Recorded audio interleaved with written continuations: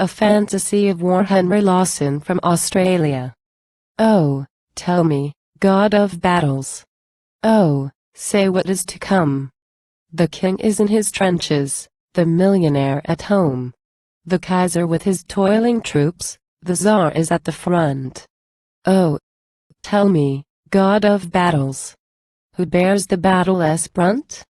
The Queen knits socks for soldiers, the Empress does the same, and no more than peasant girls. Which nation is to blame?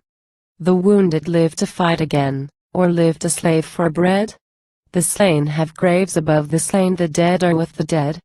The widowed young shall wed or not, the widowed old remain, and all the nations of the world prepare for war again. But ere that time shall be, O God, say what shall here befall. 10 millions at the battle fronts, and we were 5 millions all. The world you made was wide, O God, the world we made is small. We toiled not as our fathers toiled, for sport was all our boast. And so we built our cities, Lord, like warts, upon the coast. From Europe. The seer stood on the mountainside, the witch was in her cave. The gypsy with his caravan, the sailor on the wave. The sophist in his easy chair, with an ear a soul to save. The factory slaves went forth to slave, the peasant to the field. The women worked and went to there for 1/10 of the yield. The village granny nursed their babes to give them time to slave. The child was in the cradle, and the grandsire in his grave. The rich man slumbered in his chair, full fed with wine and meat. The lady in her carriage sat, the harlot walked the street with paint upon her cheek and neck, through winter's snow and sleet. We saw the pride of wealth go mad, and misery increase, and still the God of gods was dumb, and all the world was peace. The wizard on the mountainside, he drew a rasping breath, for he was old and near to life, as he was near to death. And he looked out and saw the star they saw at Nazareth. 2,000 years have passed, he said. 1,000 years, he said. 100 years have passed, he said, and, lo, the star is red. The time has come at last, he said, and bowed his hoary head. He laid him on the mountainside, and so the seer was dead. And so the eastern star was red, and it was red indeed. We saw the red star in the south, but we took little heed. The prophet in his garret starved or drank himself to death. The witch was mumbling in her hole before the dawn was gray. The witch, she took a crooked stick and prodded in the clay. She dotted round and mumbled round, as is the beldame's way. 4 children shall be born, she said, 4 children at a birth. 4 children of a peasant brood, and what shall come on earth?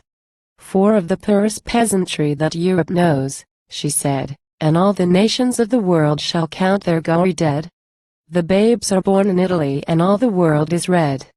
The ship the world you gave was wide, O Lord, and wars were far away. The goal was just as near, O Lord, tomorrow or today. The tree you grew was stout and sound to carve the plank and keel. And when the darkness hid the sky, your hand was on the wheel. The pine you grew was straight and tall to fashion spar and mast. Our sails and gear from flax and hemp were stout and firm and fast. You gave the metal from the mine and taught the carpenter to fasten plank and rib and beam, and sheath and iron her. The world you made was wide, O Lord, with signs on sea and sky. And all the stars were true, O Lord, you gave to steer her by. More graceful than the albatross upon the morning breeze. Almi. She was the fairest thing that ever sailed the seas.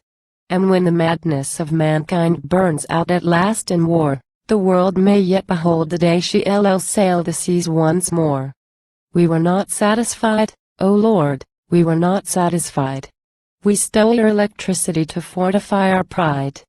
You gave the horse to draw our loads, you gave the horse to ride. But we must fly above the Alps and race beneath the tide.